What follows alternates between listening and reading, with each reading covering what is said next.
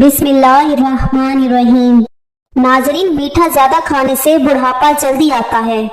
فارغ رہنے والے انسان کی جلد بہت جلدی ڈھل جاتی ہے۔ دودھ گرم کر کے پینے سے ہڈیاں مضبوط ہوتی ہیں۔ دودھ میں زیرہ ڈال کر پیو، آپ کا پیٹ کبھی باہر نہیں آئے گا۔ رات کے وقت چائے پی کر نہیں سونا چاہیے، اس سے آپ کو پیشاب کا انفیکشن ہو سکتا ہے۔ اگر دل کی بیماری سے بچنا چاہتے ہیں تو ناشتے میں پیاز کا استعمال ضرور کریں۔ لہسن نمک دونوں کو مکس کر کے دانتوں پر لگاؤ، دانت دودھ جیسے سفید ہو جائیں گے۔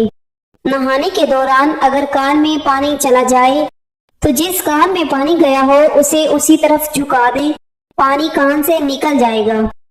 ہاتھ پاؤں سن ہو جانے کا مسئلہ ہو تو 1 چمچ شہد اور آدھی لیمو کا رس 1 گلاس پانی میں شامل کر کے کم از کم 40 دن تک پی لیں، انشاءاللہ افاقہ ہوگا۔ پانی زیادہ پیا کرو، گردے خراب نہیں ہوں گے۔ سونے سے پہلے چہل قدمی کی عادت بنا لو، کبھی دل کی بیماری نہیں ہوگی۔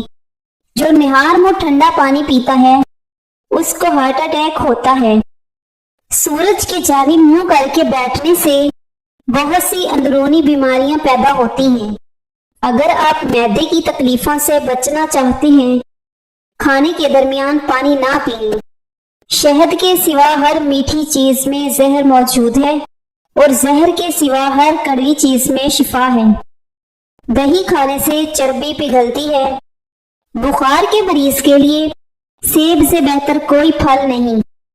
ایسے گھر میں خوشیاں اور برکت کبھی نہیں آ سکتی جس گھر میں عورتوں کی بلند آواز گھر سے باہر جائے۔ رنگ گورا کرنا ہے تو رات کو منہ پر دہی لگائیں۔ بچہ رات کو سوتا نہیں ہے تو شہد چٹائیں۔ انگوٹھے پر تیل لگایا کرو، نظر تیز ہوگی۔ کچا کیلا دودھ میں ڈال کر کھا لو، کبھی کمزوری نہیں ہوگی۔ ناک پر تیل لگاؤ، ڈپریشن ختم ہوگا۔ خالص بادام کا تیل 2 قطرے ناف میں ڈالنے سے نیند بہت اچھی آتی ہے۔ سوتے وقت چہرے پر لیموں کا رس لگا دو، چہرے کی جلد گوری ہو جائے گی۔ نہار منہ شہد چاٹنے سے عمر میں اضافہ ہوتا ہے۔ جامن کے پتے چبانے سے کبھی بھی آپ کے پاؤں سن نہیں ہوں گے۔ اندھیرے میں سرما لگانے سے نظر تیز ہوگی۔ جو لوگ خون کی کمی کا شکار ہیں وہ گنے کا جوس ضرور پیا کریں۔ زکام ختم نہ ہو رہا ہو تو کالے چنوں کا شوربہ پی لو، اس سے کافی مدد ملے گی۔